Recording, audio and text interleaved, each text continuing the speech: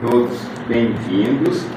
Somos todos companheiros de luta, né? E a nossa luta, né, não acaba nunca, que vocês já sabem por quê. Então, são todas as frentes, então nós estamos aí sempre nos unindo, né, e matando um dragão por dia, um dragão por cada hora. Nós somos parceiros, sou Osmildo, do Instituto João Falcão, do Instituto Conhecer, que também está junto com o Se Inscreve. Então estamos aí recebendo nossa companheira Nivalda, que irá expor, né, mais o seu lado da tua batalha, da tua luta, que é a luta de todos nós, que nós temos que brigar por tudo. Nós estamos vendo aí o que está acontecendo, né? Então é lutar pelos direitos dos trabalhadores, ao mesmo tempo defender a democracia é isso tudo que está aí, né? Não precisamos nem falar que nós estamos, né, assim, vivenciando e somos muito felizes e creio eu, todos nós, que somos assim iluminados, que nós estamos acompanhando a história assim, ao vivo e a cores, aquela coisa que a gente ia ver há 300 anos atrás.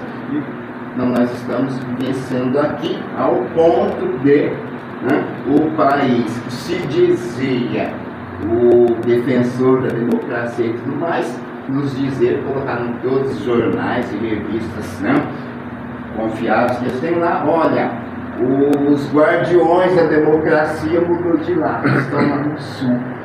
Então somos nós que somos, né? Então agora, além de todas as nossas batalhas e tudo mais, somos agora também os guardiões da democracia, não só do Brasil, mas das Américas e o que está lá no planeta. Então sejam todos bem-vindos, né? E vamos aí saudar a nossa companheira Nivalda, que irá nos propiciar uma noite muito bacana e muito esclarecedora. Muito obrigado, pessoal. Primeiramente, eu quero cumprimentar a todos, né? Dizer que é uma honra estar aqui nesta noite para a gente poder fazer uma apresentação da nossa luta, que eu acho que vocês conhecem quando a gente se fala de luta, né? Então a gente falar do nosso dia a dia, da nossa luta que é travada. E quando se fala desse boné, da nossa bandeira, o meu nome é Nivalda Alves, tenho 53 anos. Sou assentada na antiga Fazenda da Barra, hoje assentamento Mário Lago, em Ribeirão Preto. Sou presidente de uma cooperativa de mulheres, de trabalhadoras sem terra rural. E contribuo na luta, né, do movimento na coordenação estadual do MST. E aí a gente fui convidado, né, para fazer parte de vocês dessa roda de conversa, né? Assim, não quero aqui dizer que eu vou fazer, né, falar tudo, mas a gente vai falar um pouco da nossa luta, do que a gente passa ali como mulher assentada, trabalhadora rural, né, e nas evidências que vivemos hoje. O MST, a nossa bandeira do movimento social, que principalmente é lutar, a causa social nossa é lutar pelo alimento, pelo comer. Por incrível que pareça, o Brasil é um dos países que, diga-se de passagem, é um dos países mais ricos. Eu sou assentada em Ribeirão Preto, a capital do agronegócio, a terra da monocultura, e aonde tem mais de 110 comunidades de pessoas, de famílias que vivem numa vulnerabilidade social inacreditável. E isso a gente está falando de uma grande cidade, né? De uma das cidades mais ricas, onde se recebe uma das maiores feiras da pecuária, né? Do agronegócio da América Latina. E aí nós estamos ali, hoje nós somos assentadas ali 470 famílias. E hoje lá dentro morando, depois da pandemia, hoje está em torno de 3.300 pessoas morando dentro desse assentamento. Somos os únicos produtores de alimento na região de Ribeirão Preto. E aí você disse, nossa, mas vocês são os únicos produtores de alimento dentro de Ribeirão Preto, então é muito bom. Não. por incrível que pareça, nós não temos apoio, né? Nós não temos apoio. Hoje está chegando já alguma coisa do governo federal, mas do governo estadual, do governo municipal, a gente não tem apoio ali. Então, quando a gente vem para um espaço desse, eu creio que a luta de cada um de nós aqui, né, que cada um que faz parte de um movimento, né, de uma luta, e que não é diferente da gente, e por esse dia, assim que a gente fala, o 7 de setembro, a gente falar da independência do Brasil, né? Então a gente começa a pensar assim, nossa, mas hoje nós somos um país independente, e nós estamos lutando hoje aqui, falando pela a soberania do Brasil. Voltar a falar disso, da soberania do Brasil, hoje depois do século 22, praticamente do século 22, né? Isso é estranhoso para a gente. A gente vê falar ainda hoje em trabalhos escravos, né? A gente vê hoje falando dentro da grande sociedade, e ainda ter trabalhadoras e trabalhadores trabalhando no regime de escravidão. Então, isso é um país, dentro de um país mais rico, né, que está aí nas elites, né, e a gente tem que estar lutando hoje para ter um alimento na mesa dos trabalhadores, tem que defender e dizer, olha, a gente precisa parar de desmatar, a gente precisa plantar árvore. Antes a gente, como eu sempre fui da roça, o meu pai sempre foi da roça, a gente tinha um tempo certo da gente fazer o plantio do milho. Eu creio que vocês que conhecem essa história, tinha um tempo certo da gente fazer o plantio do feijão, o tempo certo de fazer o plantio do arroz. Hoje a gente não tem mais isso, porque hoje é 8h80. Quando você pensa que está no tempo que é calor, cai uma geada. Quando você pensa que é geada, vem um vendaval. Vem um desastre aí de todos os lados.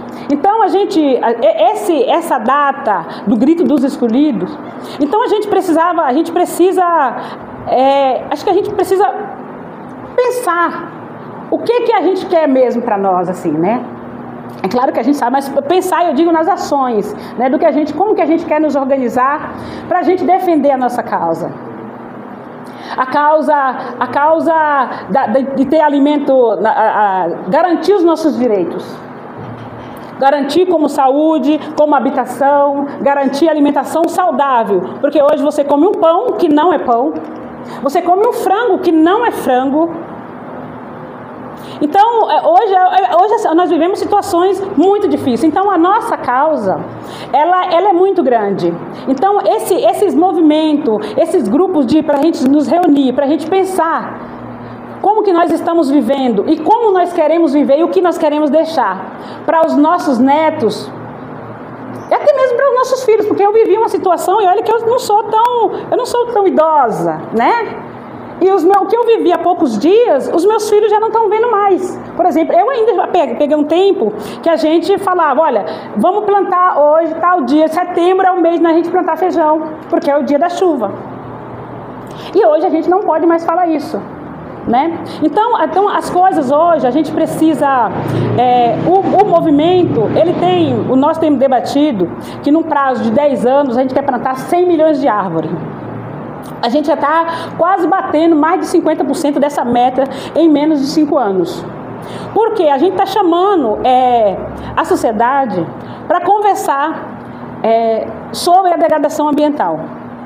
Por quê?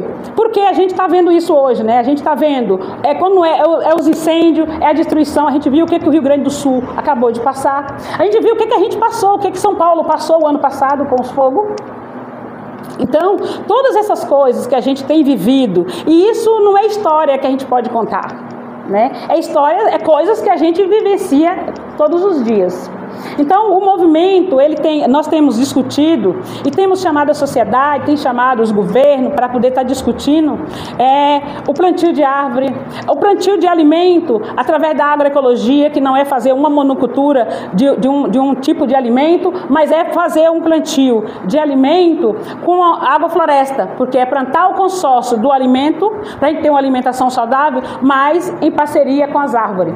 Porque para que isso a gente possa viver um tempo que a gente pode respirar, porque chega um tempo, tem vezes no ano que a gente mal consegue respirar. Então isso não é história, não é para a gente poder estar perguntando, mas é o que a gente vive. Ribeirão Preto, ano passado, inclusive, na minha casa, o meu lote, ele pegou fogo que não ficou um pé de nada. O fogo subia nos pés de laranja, subiu nos pés de abacate. E destruiu. Então foi uma destruição, não só no assentamento, mas eu creio que vocês todos aqui conhecem essa história dos fogos o ano passado.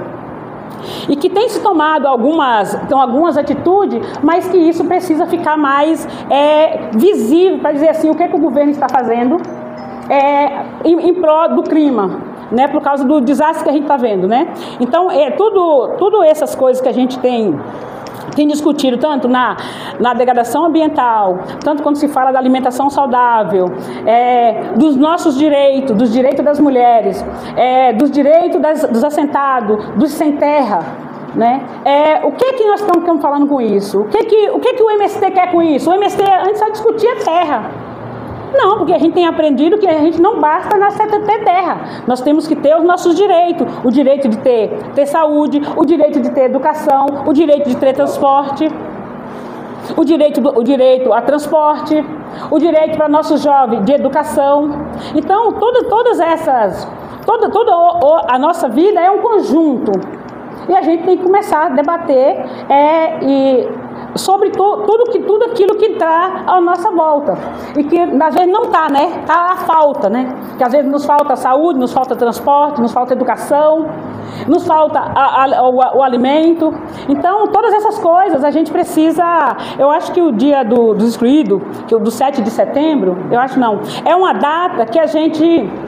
muito importante para a gente nos reunir e fazer esse debate com toda a sociedade do que nós estamos vivendo. Porque o que nós estamos vivendo hoje não é aquilo que que impacta só o sem terra, que impacta também na cidade, a falta d'água, a falta de energia.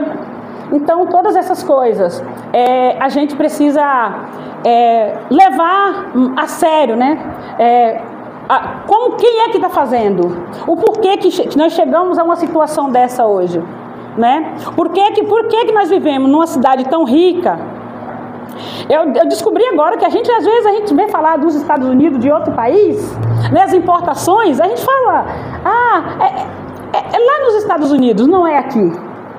Mas quando a gente começa a ver, e ver que o negócio é bem mais difícil e complicado do que a gente pode se imaginar. O que impacta, né? O preço do dólar cai. O que nós, trabalhadores sem terra, mulheres sem terra, tem a ver com o preço do dólar? Tem a ver na hora que a gente fala de comprar as sementes para a gente poder produzir. Por isso que o MST debate a agroecologia, as sementes crioula, para que a gente tenha o controle da nossa própria semente, da nossa própria produção, para que a gente não viva sendo dependente.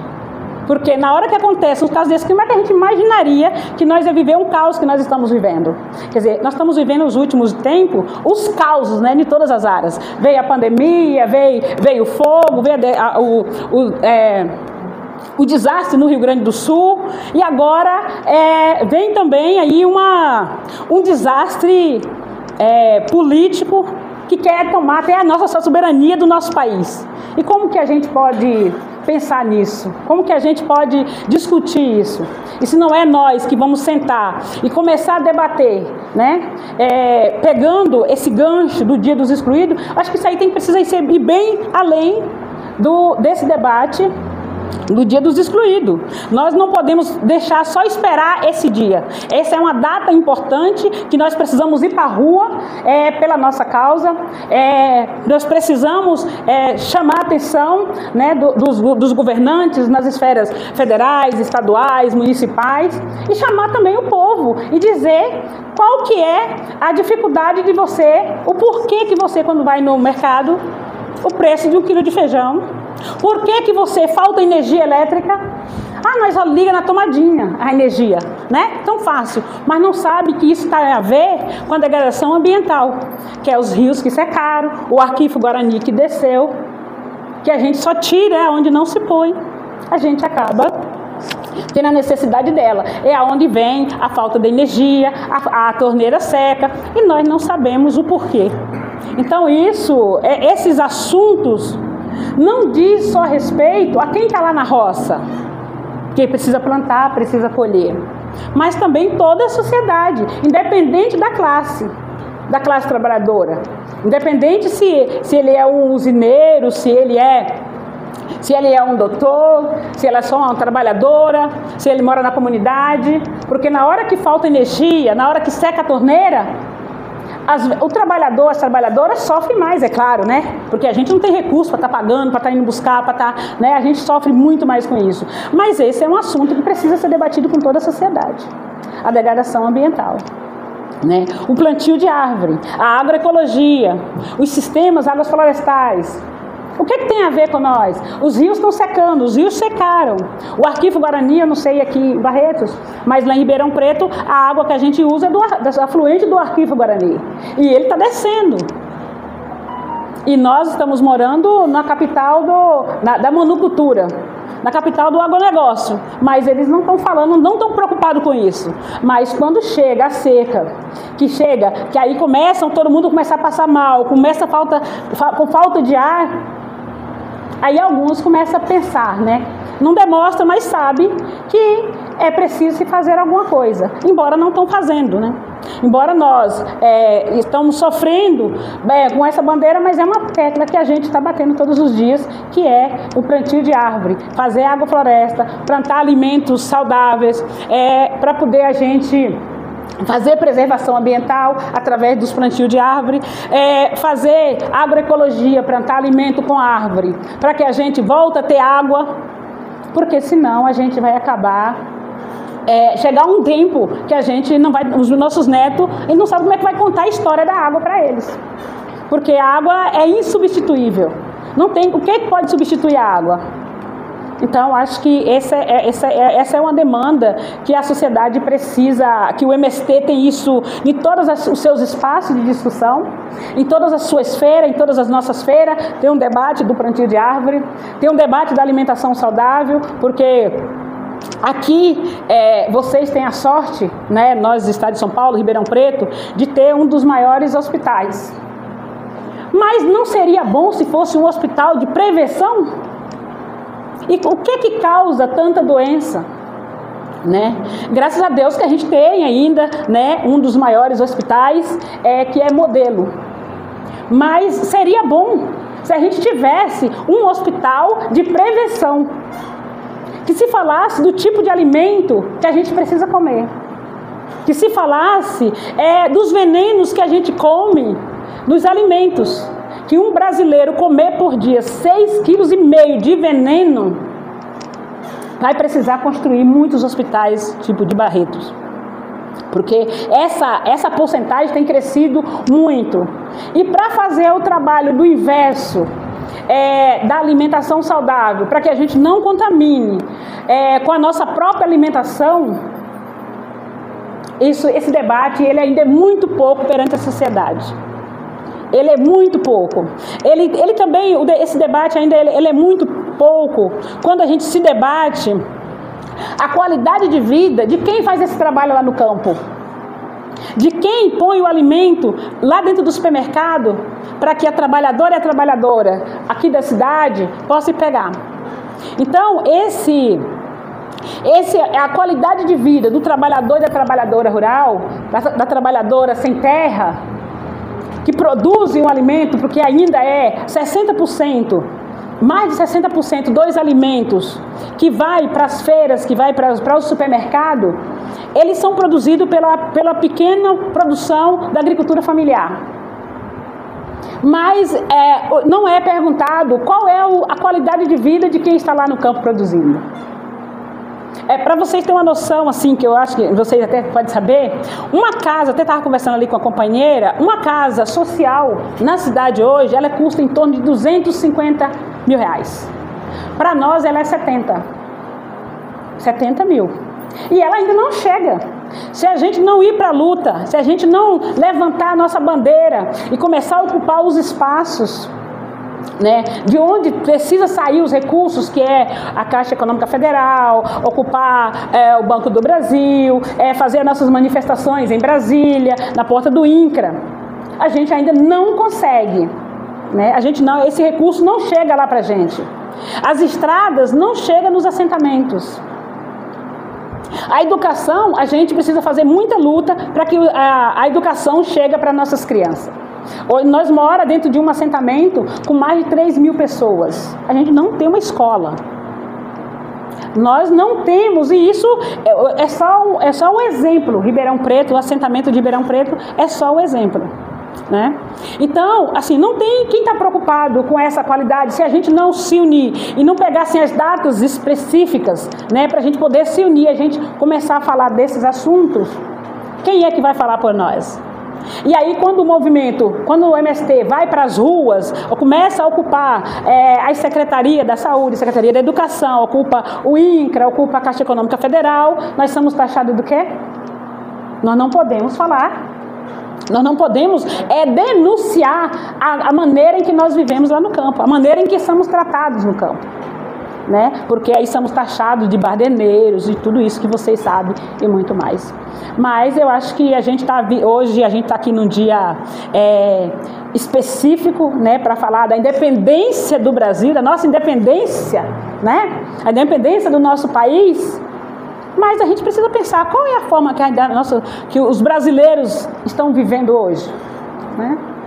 Qual que é essa forma? E aí a gente tem que lutar hoje ainda, a gente tem que dizer mais ainda, que a soberania do país é nossa, além de todas as coisas que a gente precisa lutar, além da alimentação, da habitação, é dizer que no conjunto político do nosso país, a soberania do nosso país é nossa, a soberania do Brasil, é dos brasileiros, é dos trabalhadores e das trabalhadoras, né? Então isso acho que a gente precisa se reunir mais, conversar mais, né? Acho que tocar os tambores, ir para as cidades, ir para as praças, fazer essas denúncias, né?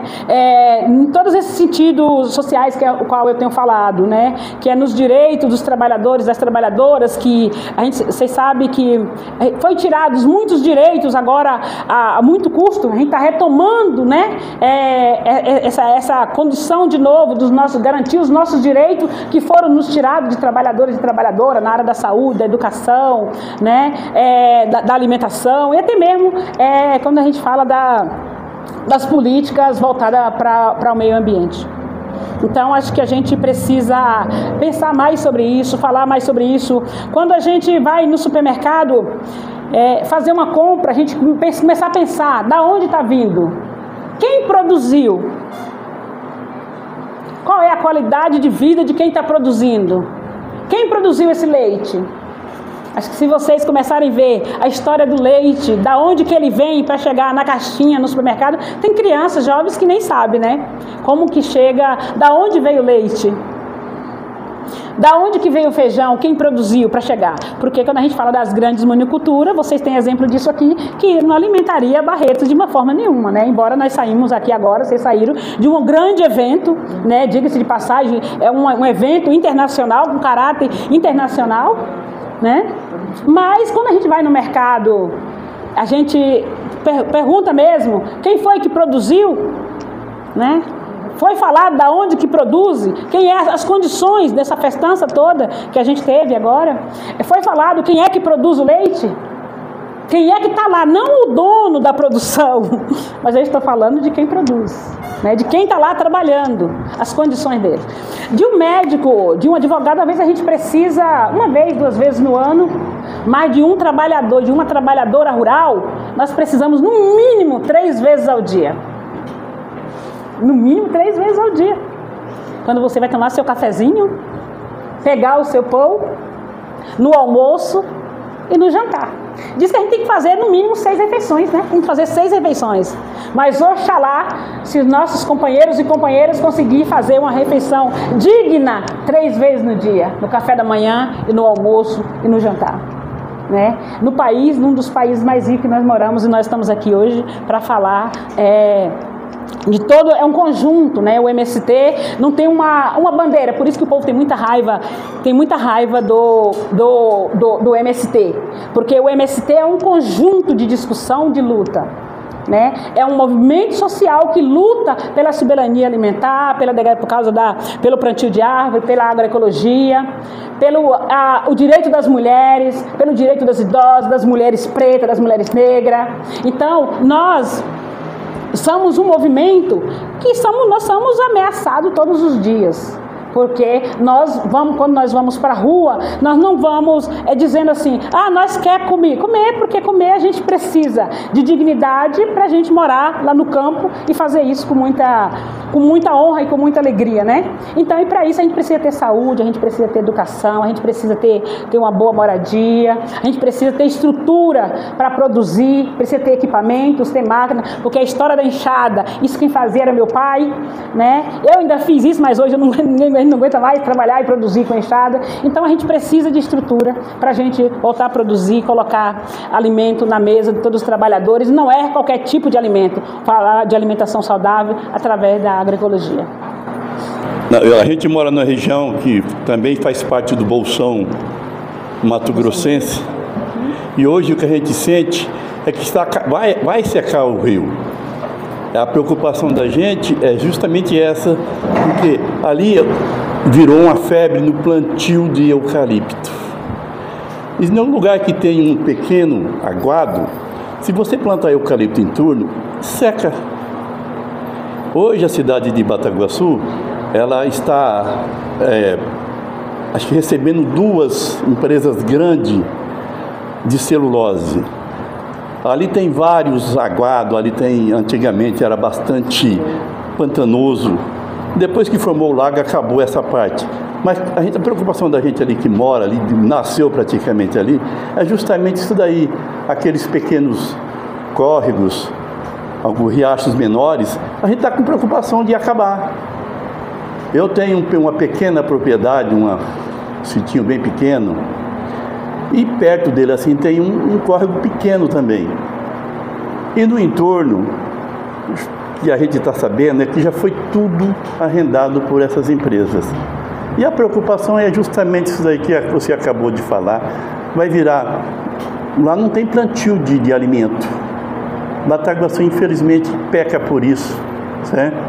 Não tem plantio de alimento. Não é o caso de você chegar lá e encontrar um feijão plantado, um milho plantado, certo? Vamos falar de alimento que a gente usa, não a soja a gente usa muito, é o subproduto da soja que nós usamos. Então, nisso lá, a gente tem além desse pecado, nós vamos ainda sofrer com esse plantio que vai ser, pelo que se comenta lá, vai buscar 8.000 empregados lá do Nordeste, porque lá não tem essa mão de obra para atender a demanda que vai acontecer. Já começaram as montagens, então a gente está preocupado, aquele sitinho pequeno, de tem a pequena aguada que vai sumir, todo mundo sabe que some. Aconteceu em Três Lagoas, Águas Claras, Bahia, onde aquele aguado pequeno acabou tudo. Aí fala assim, vai virar deserto? Vai, porque o eucalipto infelizmente acontece, vai gerar para isso se ninguém tomar providência. O governo parece que não toma providência, os governos municipais preferem que aquilo vai dar um movimento, vai aumentar seu ICMS, vai aumentar sua contribuição no fundo de participação dos municípios. Eles estão mais contentes com isso do que com a preocupação com o futuro. E a gente tem essa preocupação, só aproveitando o gancho que a senhora estava falando aqui, eu fiquei assim pensando que esses dias mesmo a gente numa conversa informal lá com outras pessoas, a gente estava citando exatamente isso daí. Nós não temos, nosso município onde nós moramos em Presidente Epitácio, a cultura dos nossos assentados também é pouca. Existe mais onde a preocupação que eles fazem lá, mas é a produção leiteira. Não tem uma cultura lá, você não encontra a diversidade assim, acabou, né? Não tem. No entorno, se a gente andar, é judiação. Você só vê uns gadinhos leiteiros lá, imagine com essa seca que está geral. Aquilo tudo seco, o gado passando fome, já começa a mortandade, que vai ser uma coisa natural todo ano. No ano de seca todo mundo perde, né? Quem não tem condições, infelizmente os assentados não têm essas condições de manter um plantel de gado de boa qualidade. Então é a preocupação que a gente tem e a gente não sabe o que fazer. Estamos na mão de quem manda, né? A gente nem obedecer a gente não obedece, mas não temos força para poder lutar. Se não juntar força entre todos, né? Somos hoje no sindicato, a gente sabe que a gente é muito criticado perante a sociedade, certo? Mas a gente não pode desistir da luta. O dia que nós parar a luta, quem vai sofrer são os nossos netos. Sim. Filhos já vai começar a sofrer, mas os netos pior ainda, imagina os nossos bisnetos. Nem sei se futuro vai haver, né? Com essa questão, briga política que a gente vê aí sem sentido, que só cria confusão e desestabilidade ao nosso país, né? Na verdade é briga por energia. Todo mundo, ninguém é bobo, todo mundo sabe que a briga principal é por energia, que é o petróleo, né? E vender arma. Então a gente tem que se manter unido. Talvez não conseguimos resolver o problema, mas se nós não tentar e não convocar a população para que se faça parte de uma luta, para a gente poder, pelo menos, resgatar parte do meio ambiente, que é muito mais necessário do que qualquer coisa hoje. Não adianta você plantar soja, mas você tirou as árvores para plantar soja. Eu tive um pequeno exemplo desse aqui, numa propriedade pequena que eu tinha. Vendi para uma pessoa, porque foi na época do ex-presidente, que a gente pagava R$10 o litro de combustível, e como era uma distância longa, eu gastava um dinheiro que eu não estava tendo para sustentar nem praticamente as minhas viagens para dentro desse sítio. Eu tive que vender. Qual foi a minha decepção? Meu sítio era bem arborizado, coisa mais linda. Eu vendi, um mês depois eu fui lá buscar umas coisas minhas, estava aparecendo esse piso aqui. O cara tirou para plantar soja. Tirou todas as árvores. Os pássaros que ali existiam, não sei para onde foram, né? Porque ainda tinha. Derrubaram mais de 500 alqueires de mata no entorno, mata virgem, e nada aconteceu. Você mora num assentamento, se você queimar um papel, já deve chegar um policial ambiental te enchendo a paciência. E essa é a verdade, eu já sofri esse caso, já levei multa por causa disso. Por causa de uma pequena queima lá, não foi nada, não estragou nada, mas foram lá. É mesmo? Me impressionaram, acabei tendo que pagar essa multa, né? Então a gente tem essa preocupação, acho que a gente precisa da união de todos e da consciência de todos, tá? Agora, sobre o plantio de árvore, eu acho que isso é educação. Se você não educa enquanto é pequeno, ele vai crescer e ele vai mudar para a fazenda, ou então o jovem cresce lá na fazenda, vem para a cidade e não vai plantar aqui na cidade. Se você vê em volta da gente, eu moro num quarteirão que tem 3 árvores plantadas só. E é uma briga, porque as árvores faz sujeira. Então a briga para cortar a árvore é aquela tristeza. Por quê? Isso é educação. Então a gente tem que trabalhar na educação do jovem, que quem está velho não muda mais. É difícil mudar a gente velho, eu vou ser sincera. Eu mudo porque eu não luto em Deus de nova, né? Então a gente ainda tem um pouco ainda. Mas tem que educar hoje, os meninos crescem, tá vendo lá na fazenda e vêm para a cidade. Ele não volta lá para a fazenda. E aqui na cidade ele não quer plantar árvore. Se os pais morrem, ele vai lá para a fazenda, derruba tudo e planta cana que não dá trabalho. Por isso que acaba. Eles não deixam as árvores perto do córrego, não deixam nada. Por isso que os córregos não estão todos secando. Você vê perto da gente aqui, a gente tem uns córregos aqui em volta de Barretos. Eu moro de Barretos mesmo, tem uns córregos aqui por perto. Não tem uma árvore plantada. Tem algum matinho por perto, sabe? Tem córrego que podia ser maravilhoso. Não, eles construíram cidade, bairro, em volta dos córregos.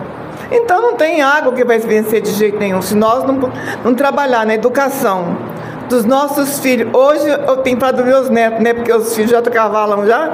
Então tem que falar dos netos. Se não trabalhar com os netos e os bisnetos, que eu já tenho, bisneto eu tenho 11. Então eu vou falar para você, é muito difícil, gente, a educação faltou muito assim. E quando você falou assim que teu pai sabia a época de plantar, isso me lembra de meu pai falar para mim, falava assim, minha filha, papai falava para a gente, papai ia na lua, não tinha relógio, papai ia na lua, e sabia a data de plantar, o que ia plantar, o que ia colher, meu pai não perdia a lavoura, e a gente tinha tudo, a gente tinha gado na fazenda, papai plantava milho, plantava arroz e feijão, que naquela época não tinha tanto soja, porque a gente comia mais carne de porco, era banha de porco, então não vinha quase óleo, eu não lembro, deu pequenininha, comer óleo, não lembro.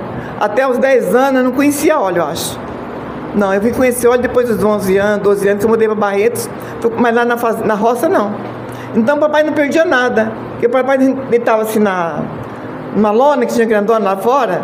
Ele conversava com a gente, a lua mudou, papai vai limpar tal terra que vai plantar tal coisa. E não perdia.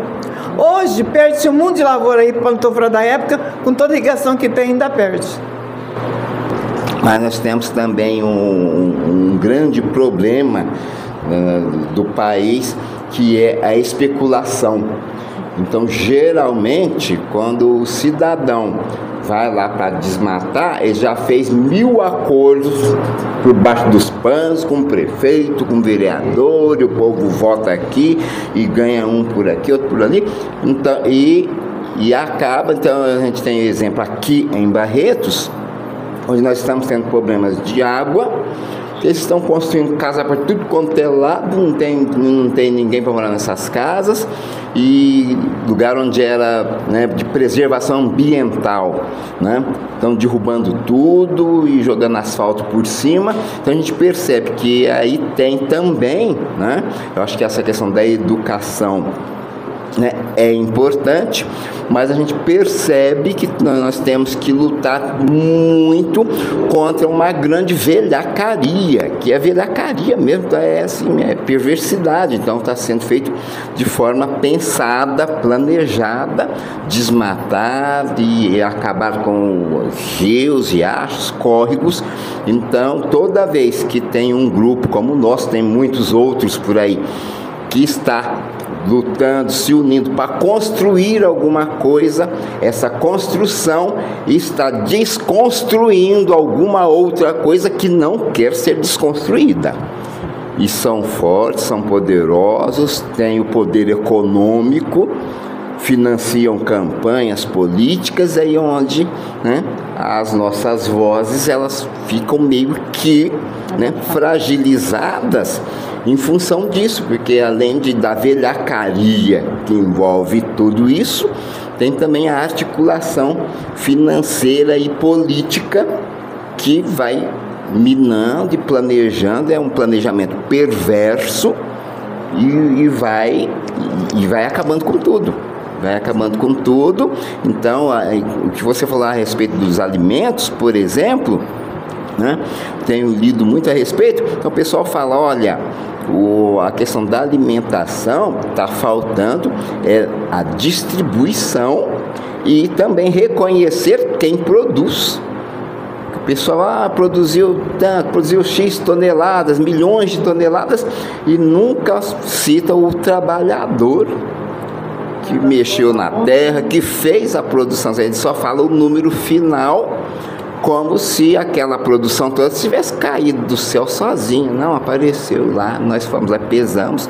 Então, além de tudo que foi falado, é bastante pertinente, mas tem também a preocupação, né, da desinformação planejada. Então, nós estamos aqui, temos que informar, mas tem gente correndo por lá falando, vamos tesourar.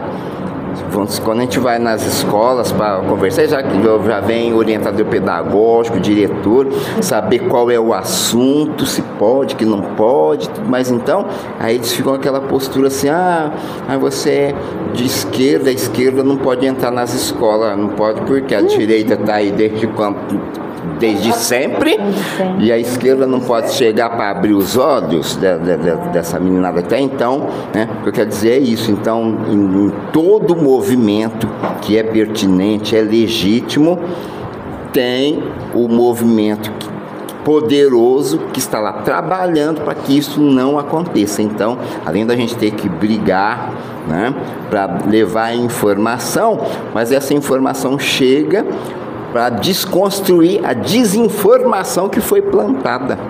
Eu já vi absurdos assim de garotos de 10, 11 anos, perguntaram onde é que fabrica o arroz. Não sabia que o arroz era plantado. Achava que o arroz era assim, produzido igual uma pilha. Né? Então, para ver como é a desinformação, né, que também acaba contribuindo para ajudar essas pessoas que estão de forma perversa, né, lucrando muito, enriquecendo muito, né, em cima do suor do trabalhador. Eu já venho acompanhando o movimento e a luta há um longo período com relação, principalmente, à questão da terra. Eu já estive aí na CPT, a Comissão Pastoral da Terra, nos anos 90, fazendo um trabalho a nível de Estado. Fiz algumas ações até a nível nacional, CPT. E aqui em Barretos, na nossa região, nós tivemos e temos uma luta muito grande com relação à terra. Nós temos conquistado já alguns espaços. Nós temos a fazenda Perdizes em Colômbia, com 34 famílias. Temos a fazenda Formiga com 64 famílias. Eu estive agora presente há uns 3 meses atrás em Guaraci, na fazenda Santo Antônio, quando da aquisição de posse de 81 famílias, 85 famílias que adquiriram seus lotes. E nós estamos aí no advento de adquirir as terras da fazenda Água Clara em Colômbia. São 144 famílias. O pessoal já estão dentro da propriedade e já estão lá produzindo, pouco, mas produzindo. O que eu vejo diante de toda essa situação? O movimento sem terra, a gente fala movimento sem terra, sempre lembra aí, né, na pessoa do MST. Nesses últimos 40 anos, excelente luta, muita batalha, muito sofrimento, muitos mártires, mas se perdeu ao longo da história na questão da sustentabilidade desses lotes, desses assentamentos. Então, hoje, o governo, inclusive, ele sempre usa aquele argumento: nós temos 75 bilhões para a agricultura familiar, mas por falta de capacidade técnica dos próprios assentamentos, esse dinheiro não chega nos assentamentos para que de fato faça o desenvolvimento. Como você disse, hoje não se faz mais agricultura com ferramenta, com enxada, com enxadão.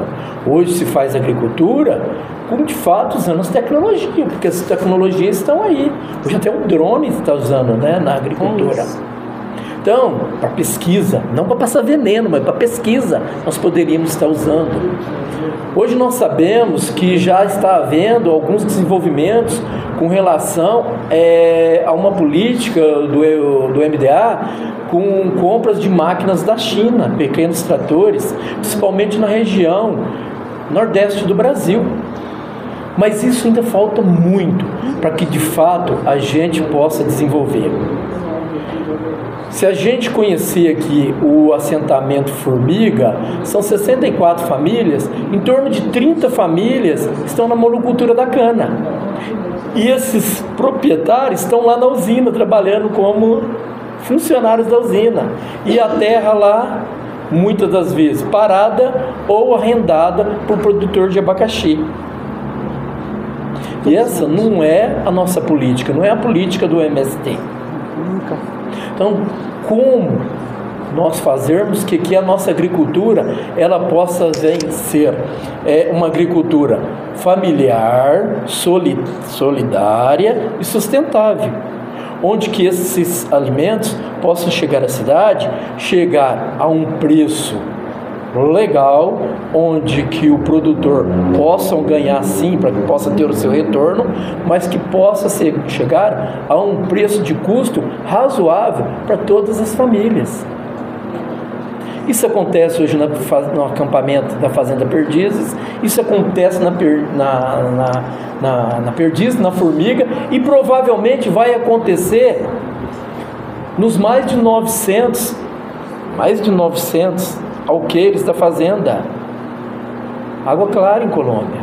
Porque simplesmente ao longo da história da luta, lutou-se muito para adquirir a terra. Muito legal enquanto a gente, né, está na luta pela terra.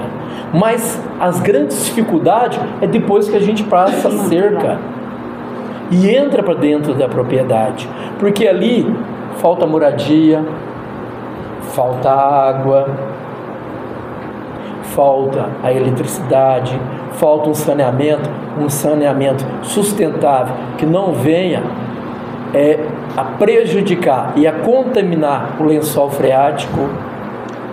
Então, acho assim, nós temos que se preocupar com esses nossos irmãos que estão excluídos hoje dentro dos lotes, nessa exclusão, e fazer política de cobrança junto ao MDA, junto ao governo do estado, junto às nossas prefeituras, para que de fato chegue políticas públicas e políticas de créditos, porque até tem o crédito, principalmente do governo federal, mas não chega nesses lotes, não chega nesses assentamentos, não chega nessas famílias, chega assim somente naqueles que são muito organizados. No Rio Grande do Sul, hoje existe uma organização muito grande e a gente tem acompanhado muito com o pessoal no norte, né? No nordeste, que a Via Trabalho tem feito um trabalho muito grande lá, e principalmente com a Liga Camponesa e também com a questão do MST. Mas muitos outros assentamentos, em sua maioria, não conseguem produzir. Então essa, eu acho que é uma bandeira uma pauta que nós temos que lutar para que de fato o crédito chegue a essas famílias e que os nossos assentamentos não continuem sendo bolsões de pobreza, miséria e exclusão. Eu queria agradecer muito você pela sua fala, é extremamente importante mesmo esse movimento para Barretos, para a gente conseguir se organizar. Meu nome é Tamara, mas nesse momento eu prefiro que me chame de Malungu. Eu faço parte de um coletivo aqui de Barretos, estou aí, né, com o pessoal Sinsprev, que sempre está apoiando a gente também. Nesse momento, eu estou como agente de economia solidária e popular pelo Ministério do Trabalho, é um programa do governo que está fazendo um mapeamento dos movimentos de economia solidária e popular que tem aqui em Barretos e nas cidades da região de Barretos, que a gente sabe, né, como você falou, é uma região do agronegócio, né, a região de Ribeirão, nossa região toda aqui, nossa região é a maior produtora, né, do agronegócio, a maior produtora de cana aí do Brasil, uma das maiores. Nossos rios secanos, o aquífero Guarani, ou indo para os parques aquáticos, ou indo para as empresas, né, a cana, tudo, a monocultura sugando nossas águas, nossas matas. Aqui eles falam que tem as águas sertanejas, né, um circuito de águas de rios que passa por aqui, por nossa região. E cadê esses rios? Eles estão aqui, estão lá embaixo, mas estão por aqui, mas estão secando, né? Estão secando. E o que a gente tem feito com tudo isso? Aqui a gente tem também um déficit, né, de menos 100 mil árvores aqui na cidade de Barretos, né, uma secura absurda. Ano passado a gente ficou aí com a umidade comparada ao deserto do Atacama, tivemos essa situação, né.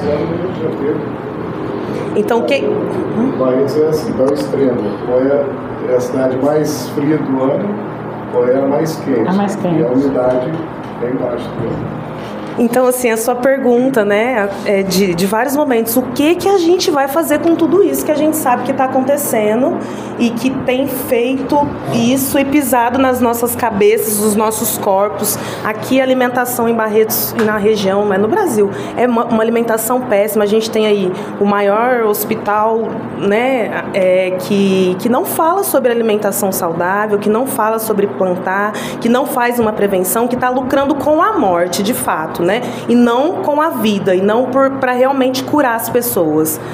E que domina a cidade, né? Tem Hospital do Câncer, frigoríficos independentes e uma série de famílias aí que não deixa a economia popular, a economia local se desenvolver, né? Então eu estou aqui como uma pequena cidadã e que a gente possa juntos criar e retomar, né, que eu acho que já teve o Fórum de Economia Solidária aqui, né, eu acho que os Osmildo, o Zé Geraldo, o Cláudio sabe aí, tem uma lei em Barretos também sobre economia solidária, que é uma economia que vai ali de embate com a economia capitalista que a gente vive, mas que é uma proposta que já vem, né, você está numa cooperativa de mulheres e a cooperativa, a base é a cooperação, a solidariedade, né, a sustentabilidade, é a economia solidária, né.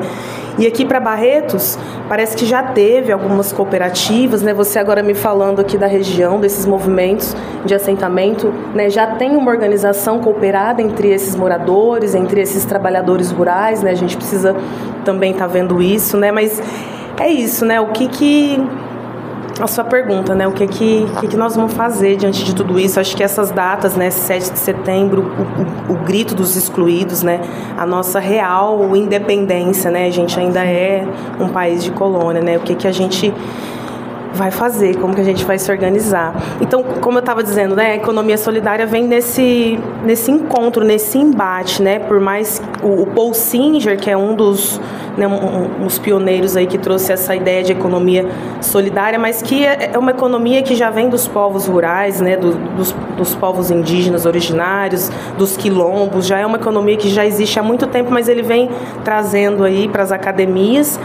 E ele fala assim, né, por mais que o capitalismo seja o que está dominando o mundo, mas não é só esse tipo de economia que existe, né, existe outros, e que a gente possa fortalecer esses outros, né. Eu quero finalizar aqui só trazendo uma fala do Ailton Krenak, né, que fala que é mais fácil eles colocarem na nossa cabeça, né, a gente acreditar que o mundo está acabando do que acreditar que o capitalismo esteja acabando, né. Então, acho que essa reflexão aí do Ailton Krenak pra gente, e agradecer muito mesmo sua fala, quando, né, o pessoal do Sinsprev e o Cláudio, o Instituto João Falcão traz pessoas, acho que dá um gás aqui pra gente também em Barretos, né. Obrigado por tudo que você falou. De mais importante, né, a presença de uma pessoa, de uma liderança aqui, de fato, rural. Eu sou o Miguel, sou formado técnico agropecuária pelo Instituto Federal daqui de Barretos mesmo. E, assim, tendo me formado lá, tendo tido contato com muitas pessoas do meio, até do agronegócio de fato mesmo, eu vejo que as coisas precisam de fato mudar e que agora eu espero que elas estejam mudando com algumas políticas do governo atual. A gente tem aquela ilusão, né, de que a agricultura, o agronegócio é o motor, é a locomotiva do nosso país, é o que bota a comida na mesa do brasileiro. A gente sabe que não é. Na última safra, no último ano agrícola, né, que fala, pega todas as safras, as últimas safras, a gente teve uma produção de 178 milhões de toneladas de soja. Aí eu pergunto para cada um, a gente come soja? A gente não come soja. Quem come soja são os animais, que, novamente, quem detém esses animais, em sua maioria, é o agronegócio, o gado, os porcos, por exemplo, a soja que vai para a China, que serve para alimentar porcos na China, porque a produção de carne de porco na China é muito grande. E eu vejo assim, toda essa propaganda da mídia mesmo, Agretec, Agrepop, Agretudo, a gente fica nessa ilusão de que a agricultura familiar ali produz um leguminho ou outro, uma verdura ou outra que eu como que eu compro na feira, mas na verdade não é isso, né? A agricultura familiar é responsável por cerca de 70% de todo alimento que nós comemos, alimento de verdade, né? Até o próprio leite, a gente vê lá na caixinha, bonitinho, né, com a marca ali de uma grande indústria de alimento, mas aquele leite foi comprado muitas vezes de um pequeno produtor. Tem, sim, fazendas grandes, como a Fazenda Colorado, aqui no estado de São Paulo, que produz aquele leite Xandô, mas na maioria são os pequenos agricultores. E justamente esses produtores de leite até sofrem, porque a oferta de leite ali às vezes não é tão grande. Uma vaca, por exemplo, fica doente, um animal fica doente, o custo é extremamente caro, e o preço também de venda do leite para essas indústrias que lucram demais é muito baixo. No último governo, eu vou tentar ser breve, desculpa. No último governo a gente teve a venda de 27 armazéns da Companhia Nacional de Abastecimento. No governo do cidadão, que eu não vou mencionar, mas que está sendo julgado agora. E 27 armazéns foram vendidos. 27 o que esses armazéns serviam? Para abastecimento de alimento. Quando o alimento aumentava no mercado, quando ocorria alguma situação de emergência, como aconteceu no Rio Grande do Sul, que é o maior produtor de arroz, o governo comprava o estoque dos produtores, né? Além disso, auxiliava os produtores a terem a quem vender, e usava esses estoques como reguladores de preço, de oferta no mercado, para que não faltasse e que o preço também não oscilasse tanto. E agora a gente está vendo uma retomada dessas políticas, né? Se eu não me engano, ontem, essa semana, o governo anunciou que vai investir, liberar 300 milhões de reais para compra de arroz, que dá para comprar cerca de 200 mil toneladas de arroz nessa safra, para que, caso os produtores, se chama COV, contrato de oferta, contrato de opção de venda, uma coisa assim, que o produtor vai lá e assina o contrato com o governo. E caso ele se interesse na hora que ele for vender o produto, ele tem a opção, não a obrigação, a opção de vender para o governo. Caso ele não consiga vender, ou se o preço, por exemplo, que ele vai vender para o setor privado seja menor do que o governo vai oferecer, né? Que a gente sabe que oscila muito o pessoal. A indústria agroalimentícia é uma das que mais lucra no nosso país, né? Que eles usam o alimento, a gente produz tanto alimento, e no mercado os alimentos chegam cada vez mais caros, né? O Brasil, que é o país onde que se diz, né, que onde tudo planta dá, milhares de pessoas passando fome. Nos últimos anos tiveram 30 milhões de pessoas passando fome. Agora isso está melhorando. Sim. E é isso, acho que é importante mesmo só a gente ter noção de que a agricultura familiar é muito importante.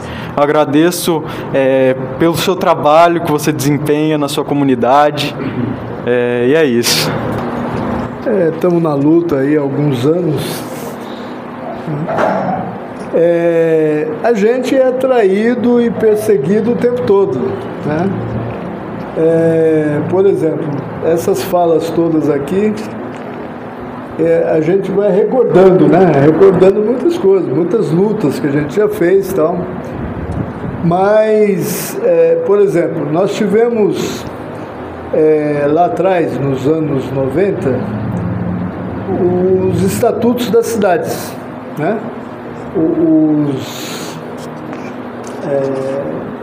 Criou-se o Ministério da Cidade, e aí cada cidade tinha que criar como é que chamava aquilo? Código de posto. Não, é um código lei orgânica do município, né? E aí eu lembro que a gente debateu aqui em Barretos com o secretário de planejamento na época e o secretário de obras, né? Como é que é? O Sereio e o menino não, o outro. E aí se estabeleceu algumas coisas. Por exemplo, construções que viesse a partir dali, né, isso foi em 94, né? Teria que, não poderia jogar o estacionamento todo na rua. Então, por exemplo, aí por metragem, até 100 metros era uma garagem, acima disso era 2, e ia aumentando. Um consultório ou um comércio teria que embutir as suas garagens, ter pelo menos 6 garagens para dentro, né, do estabelecimento, não para a rua. E outras coisas, no mapeamento que a gente fez aqui, que eles fizeram, após a Faria Lima não poderia construir, porque são as nascentes dos nossos córregos todos, elas vêm daquele lado dali, então não poderia construir. E aí entrou o Web Resec na época, e eu lembro que ele mudou esse código de postura, ele fez uma votação, comprou os vereadores todos, mandou buscar quem estava afastado e tal, e modificou. Ele cria, por exemplo, a figura da meia garagem, né? Que o cara estaciona o carro meio para dentro e meio para fora. Aí você continua passando no meio da rua. Você pega no Marreta, lá na Trogadada, você pega em alguns comércios que são assim. O carro entra metade e a metade fica na calçada. Você tem que ir para o meio da rua disputar com os carros para atravessar. Abriu os loteamentos todos daquela banda onde não poderia, né? Modificando. Com as modificações, abriram um monte de loteamento e tal, que hoje está aí. E os assoreamentos que vem acontecendo, as drenagens das minas que a gente tinha e tem por aí, né? E que foram todas tampadas, né? Em nome dessa evolução, dessa construção, de moradia, de qualquer coisa, inventaram qualquer coisa. Nós temos, por exemplo, uns córregos que atravessam a cidade, que nós temos um método da cana, do plantio da cana, que é um método eu não sei como é que chama aquilo, da curva de nível profunda lá, como é que chama aquilo? É um suco, né?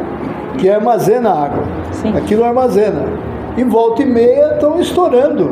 Estoura e assoreia os nossos lagos que temos aqui na cidade. Então ninguém fala disso. Como se fosse uma coisa natural, entendeu? Como se fosse uma coisa natural, né? Como se aquilo acontecesse sempre. Não acontecia, né? E matam pessoas. Quando estoura uma curva de nível, ela vem estourando tudo para baixo. E aí leva pista, leva tudo que tiver para frente. Leva casa, pessoas, que já morreram tantas aí, com esses problemas todos. Então, assim, eu acho que a gente, nessa nossa luta, não é que a gente perdeu, mas a gente, assim, é sempre na mão das mesmas pessoas. E nós estamos envelhecendo, não temos a meninada que é interessada nessa discussão, nessa coisa toda. Alguns. Mas, assim, do que fomos no passado, hoje é uma minoria, né? O pessoal hoje é só pela internet, mandando recadinho e tal. Ninguém vem para uma reunião mais, ninguém faz mais nada. Militante online. Então, online, é tudo online. Então, eu acho que a gente tem que modificar essa forma de luta. Não voltar ao passado, mas também não seguir a cartilha, né, que eles tentam nos impor, que é a cartilha da modernidade. Por exemplo, só aqui para terminar, nós temos situações, e aí em todas as cidades, onde nós tínhamos favelados, quilombolas, dos negros lá, os quilombos. Não, tinha mais dos zumbis lá onde... quilombo também, né? Também. Que não eram terras reivindicadas, né? Era a beira de uma linha, era a beira... Tanto é aquela favela do Moinho em São Paulo, né? Então, o pessoal foi acampando na beira da linha, acabou o moinho lá, né? Que era moinho mesmo. E o povo foi entrando e foi construindo casa. Aí o setor imobiliário resolveu entrar nesse campo aí.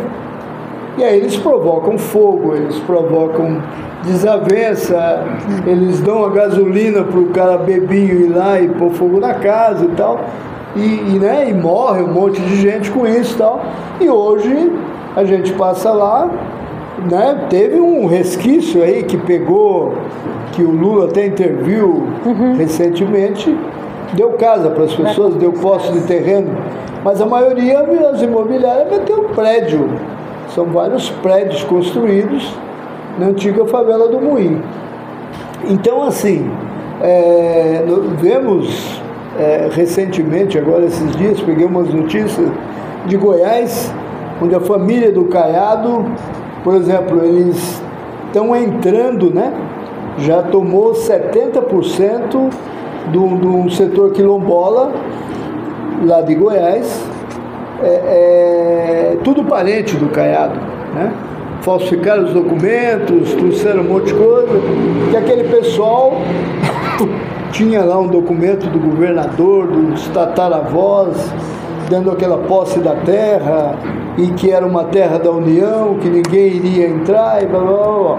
Só que esses documentos velhos, às vezes perdidos hoje, ou na mão de alguns tentando colar, passar um durex, e vem uma imobiliária qualquer, faz um documento novo, que ninguém consegue explicar de onde tirou aquilo, se comprou, se arrendou, se ganhou, e acaba ganhando, que é o judiciário do lado, polícia do lado, tudo do lado. Então, assim, é muito... a gente fazendo uma retrospectiva de tudo isso, é uma situação muito degradante. Eu acho que a gente está numa situação que a gente não consegue tocar esse trabalho. Não sei como é que a gente faria agora, mas está difícil, não está fácil não. A luta é constante e é nossa o tempo todo, né? Eu estou observando todas essas falas e uma das coisas que a gente percebe muito é que a educação, ela não tem mais debates críticos, né? Principalmente com os grêmios estudantis. E quando eu vou nas escolas fazer palestras, converso com os jovens, eles sentem falta dessa informação. Então, eu acho que a gente conseguir fazer essa ponte entre os jovens e entre as pessoas que conhecem de luta social, que conhecem dos movimentos sociais, principalmente com os grêmios, é importante. Porque por mais que a gente pareça que os grêmios estudantis hoje não têm mais força na escola, mas é o contrário. Quando você vai conversar com os jovens, quando a gente vai conversar com menino entre 14 e 15 anos, eles têm uma sede de querer fazer alguma coisa para mudar, né? E aí eu acho que uma das estratégias seria a gente começar a trazer esses debates para dentro da escola. Tem escolas igual Giuseppe, São Francisco, que são escolas do ensino fundamental, que eles têm esses projetos, né, de fazer com que os alunos eles tenham senso crítico, para que eles sejam formados cidadãos. Então, acho que às vezes a gente começar também a fazer mais lives mesmo, ir para a rede social, né, e falar isso para que todos ouçam. Porque às vezes a gente fala, não, o jovem não está nem aí. Ao contrário. O jovem ele está muito atento, principalmente ao que está acontecendo no Brasil. Só que, por causa da chuva de fake news, que combate muitos fatos reais e verdadeiros, né, essas conversas precisam ser feitas ali, olho no olho com eles. Porque se a gente vai para a rede social, mas a gente vai para a rede social para falar o que está acontecendo. Porque igual, nós sabemos que 62% da produção no Brasil, ela é feita pela agricultura familiar. Só que muitos, às vezes, dos jovens que os pais têm a sua lavoura e eles fornecem para o município, eles fornecem para o estado, eles mesmos não dão valor naquilo. E aí quando eles começam a entender que o trabalho do pai, o trabalho do avô, o trabalho deles mesmo ali na terra ajudando os pais, tem valor, aí a gente começa a mudar a perspectiva acho do Brasil mesmo, né? Então a educação ainda é o caminho, né? A informação chegar, a informação real, a informação verídica para os jovens ainda é o melhor caminho para a gente se formar, mais vozes, né? E que vozes que conseguem, e eles têm uma facilidade em lidar com a rede social, que às vezes eu mesmo, né, a gente tem mais de 50, né, já chegou nos 50, a gente não tem tanto. Às vezes você pensa 1000 vezes em fazer um vídeo. Eles pegam o celular ali, já faz um vídeo, ele já mostra, então tem essa facilidade. Então é a gente buscar esses articuladores que estão nas escolas, estão nas PEIs, né, para que possa estar ajudando nesse movimento. Bom, professor é isso, né? Não tem jeito. O professor acaba chegando na educação. Mas a educação é que transforma, né? Hoje eu ainda estava numa palestra do Dr. Kleber Aparecido Silva, que ele é em 60 anos da UNB, ele é o primeiro coordenador negro, né, das relações internacionais da instituição, em 60 anos. E ele é barretense. E muita gente não sabe, não conhece a história dele. Ele é colunista do Diário, ele é colunista de vários jornais e revistas importantes no Brasil. Tem eu falo que ele tem um trabalho maravilhoso. Ele tá trabalhando, ele é formado, né, em linguística. E aí às vezes a gente fala assim, mas ele é linguista, né? Ele trabalha com políticas da linguagem. Só que quando você começa a ver ele falar, e aí você começa a perceber que é um trabalho político, né, de crítico para que formar cidadãos. E é através da linguagem. Então, os projetos que traz, né, para Barretos, ele foi homenageado agora com o Prêmio Paulo Freire, agora em 2025, foi indicado para o Prêmio Jabuti, e ele é barretense. Então, a gente fazer, às vezes, ir para as escolas, começar a contar a história das pessoas que estão fazendo a diferença, né, no Brasil e no mundo, porque ele é professor nos Estados Unidos, de universidades como Harvard. Então, e a gente não sabe, muita gente não sabe.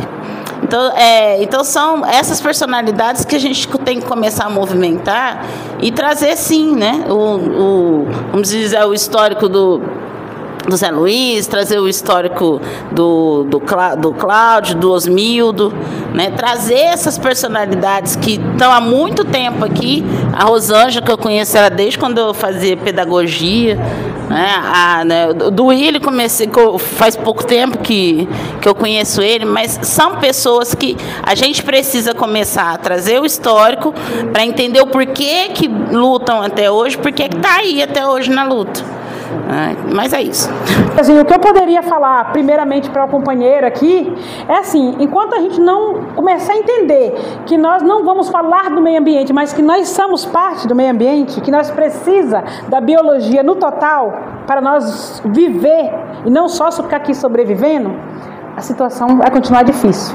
Enquanto nós não entender que nós precisamos cuidar de nós como meio ambiente, como parte do meio ambiente, que nós somos, pó e cinza, terra, nós vamos continuar sofrendo, né?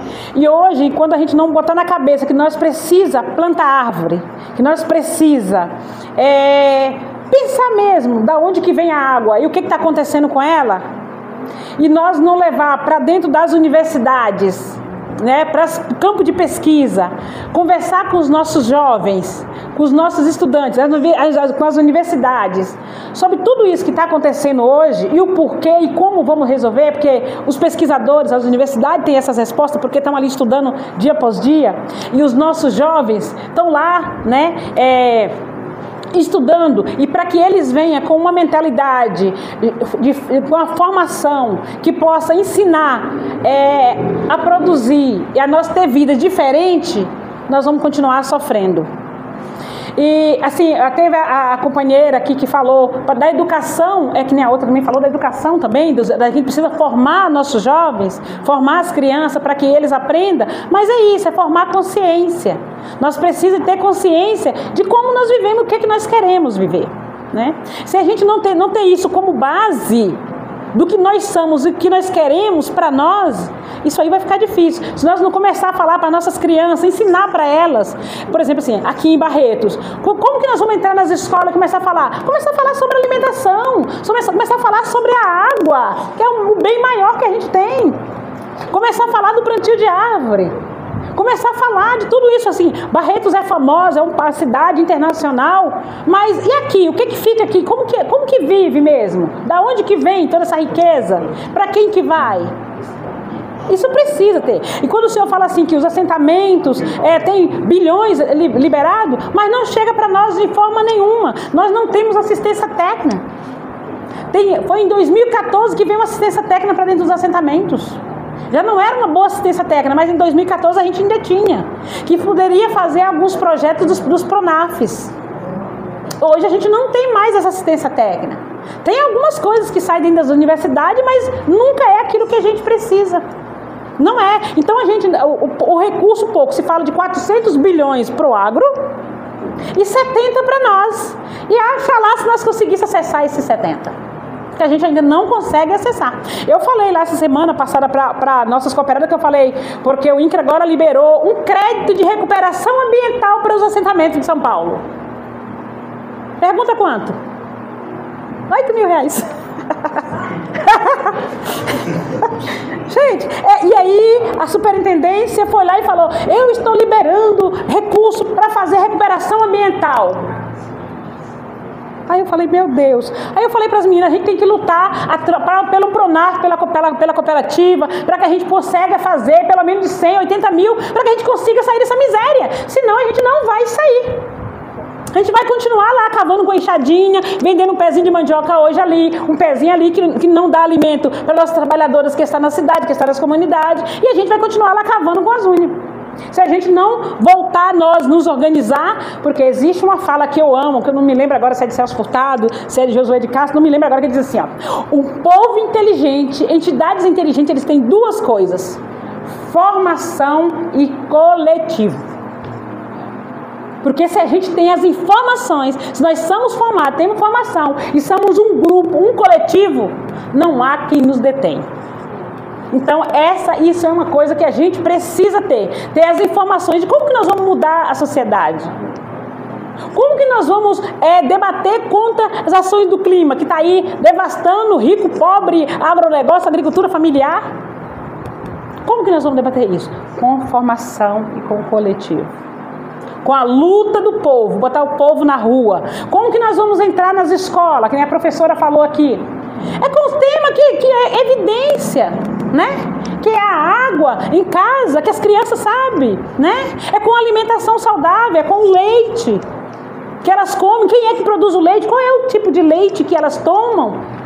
Tem veneno ali? Os agrotóxicos estão ali dentro? Então é nesse sentido que a gente não vai lá para falar a direita, a esquerda está nos matando desde o dia que vieram invadir o Brasil, gente. A direita, desde quando vieram invadir, descobriu o Brasil matando todos os seus habitantes. Descobrindo. Não, desde quando vieram invadir o Brasil, que matando os seus povos, né? Então teve que levantar uma esquerda para dizer que aquilo ali era errado. Embora até hoje ainda nos matam, né? Acabaram de matar 2 companheiros nossos, né? Dentro de um assentamento, né? Então, o que a gente precisa isso? Ainda existe, se nós não continuar assim, debatendo, conversando, ouvindo as experiências, né? para a gente poder nos fortalecer, as mulheres, ai que bonita aqui, né? Quantas mulheres, né? Não diminuindo os homens, os companheiros, claro que não, né? Mas é claro, né? A gente precisa de todos, né? Da sociedade, mas assim, a gente precisa nos levantar, né? Pegando todos os temas que envolvem a sociedade. O ar que respiramos, nós como parte da natureza, nós temos que nos dizer isso, nós somos pai da natureza, porque se o ar não vem, se o ar fica ruim, se a chuva não vem, se o fogo vem muito, se é falta chuva, nós padecemos. Nós somos parte da natureza e nós precisamos nos apossar disso e falar o que nós queremos para essa natureza que nós somos, né? Então, eu acho que é isso, gente. Acho que assim, eu não tenho assim, resposta, não acho que não é uma resposta, né? Mas a gente começar a conversar, começar a nos reunir mais e falar para as crianças e para a educação, como a professora falou assim, que a gente tem muitas pessoas que as crianças nem sabem, né? Que são pessoas que têm uma formação ideológica de coletivo, de comprometimento, né? Com a humanidade. Então isso precisa ser levado, né, para toda a sociedade, né? Nós não vamos falar de esquerda e de direita, não, nós vamos falar do que é certo e do que é errado, do desmatamento, da monocultura, da alimentação envenenada, do hospital do câncer que está cheio aqui em Barretos. É isso que nós queremos? Ou nós queremos um hospital para falar o que causa a doença? Outra vez nós fazer mutirões, ir lá para dentro, fazer um debate com as famílias, né? O que eles estão comendo, o que causa? Começar a perguntar para os pesquisadores, para os grandes médicos, que eu creio que tem aqui médicos assim, excelentíssimo, dentro do maior hospital, né, que nós temos, que é o Hospital de Barreto, que eles sabem o que causa. Qual é a causa dessa doença terrível, né? Que estão aí.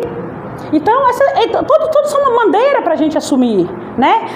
Essas causas que existem, as próprias, nós não temos que inventar nada. Nós não precisamos criar coisas novas. Nós não precisamos criar coisas novas, né? O técnico que é aqui que estudou, né, a ciência da terra, o que precisa para produzir, como produzir e como produzir alimentos sem veneno. Então, nós temos a chave, né? As experiências de todos os companheiros, a tristeza do companheiro que viu lá as árvores. Quantos anos para uma árvore chegar a um poste? Quantos anos, né? Daqui a pouco alguém vai lá simplesmente joga na terra, não sabe da importância, né, que tem uma árvore, que é da árvore que gera chuva, que gera água que a gente precisa, da água que gera energia, que nos ilumina. Então, todas essas coisas as pessoas acham que elas vêm aí, que elas vêm, elas vai, e não é assim. A gente precisa ter consciência e começar a saber disso, né? E lutar pelos governos, botar o povo na rua para ir bater na porta dos governos lá onde que precisa ser batido, para que a assistência técnica chegue aonde ela precisa chegar, para que a gente tenha acesso aos recursos que estão lá, que falam bonitos, né, nas mídias sociais, aí, nas redes sociais, mas que na realidade nunca chega lá. E que a gente luta pela terra, mas a gente também precisa lutar e ter acesso aos recursos para que a gente possa produzir alimento e toda a sociedade, todos os trabalhadores e trabalhadoras tenham alimento e alimento com qualidade nas mesas, né, e a gente poder viver um país bom e deixar para os nossos netos, né, uma herança boa, que é poder respirar, que hoje a gente, né, tá difícil.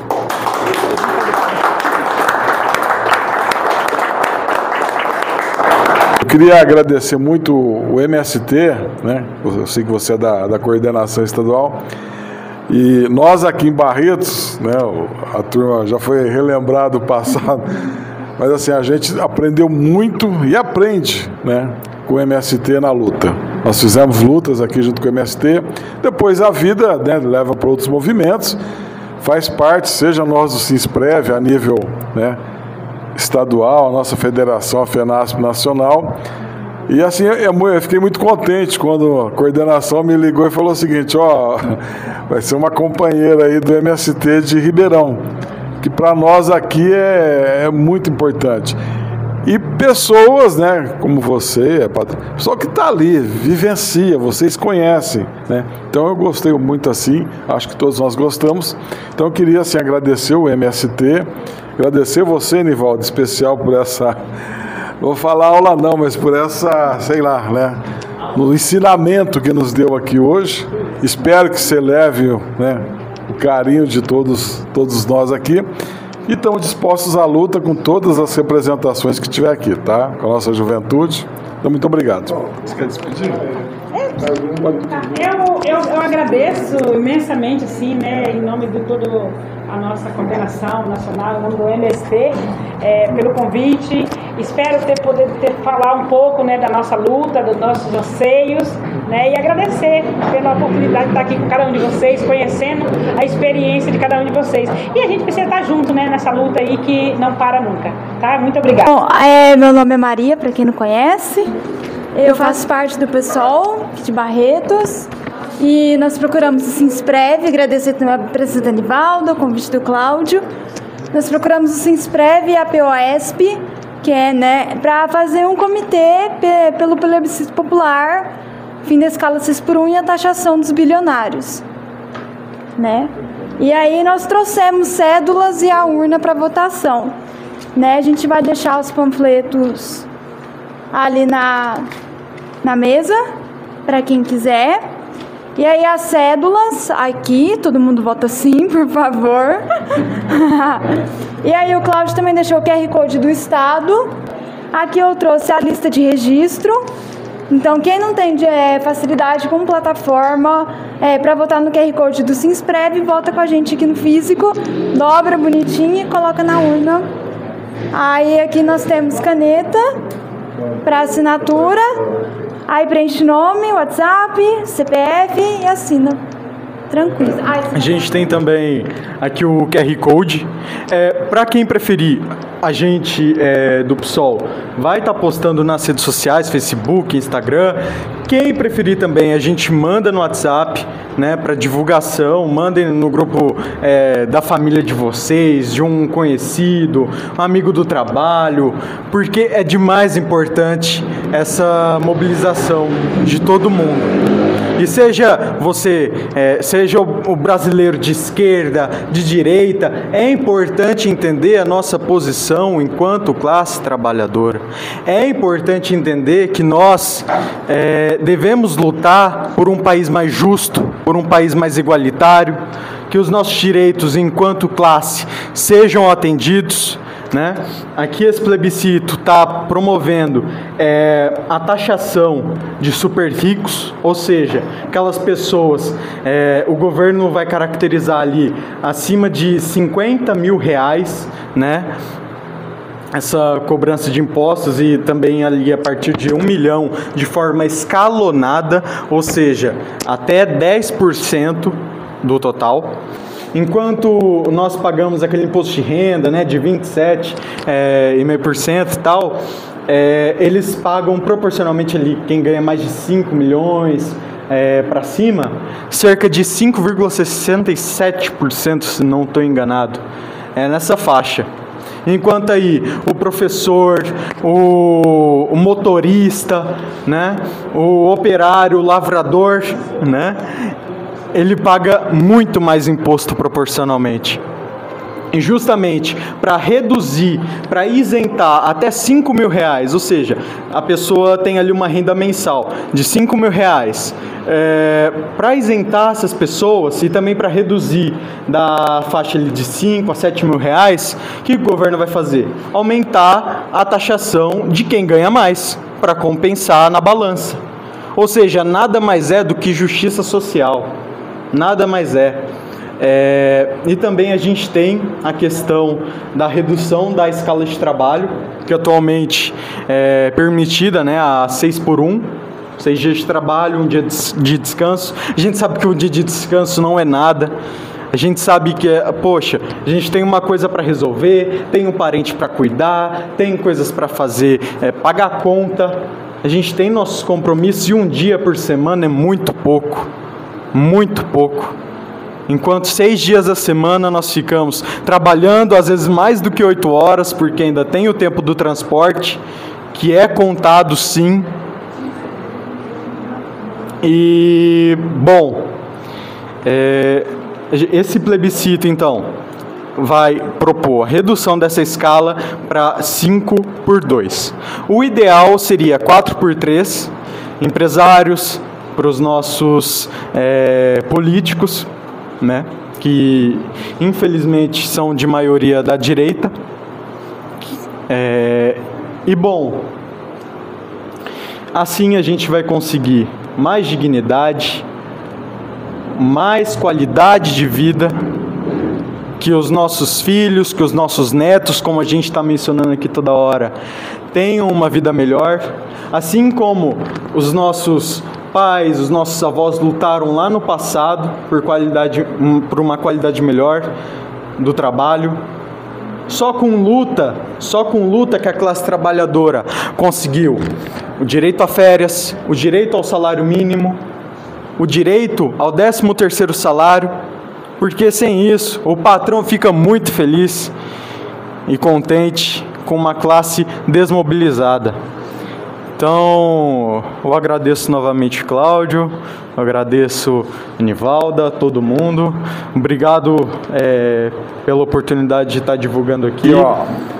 Aqui tem um panfletinho do comitê, que a Maria Elisa e o Miguel falou, de Barretos. Eu trouxe também aqui uma cópia do Sinsprev, porque cada entidade, movimento, pode montar uma urna, tipo urna eletrônica, você vota no QR Code.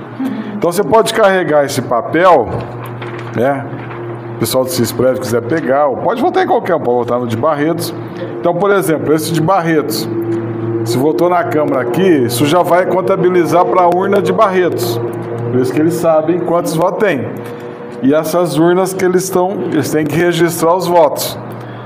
Então, às vezes, o pessoal quiser levar aqui o panfletinho e vai levando e vai, põe a câmera aí, celular e tal. Não é tão difícil assim, não. A gente chega lá.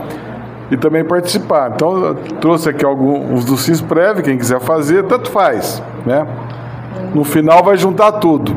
Mas o importante é conversar como eles colocaram, tá certo?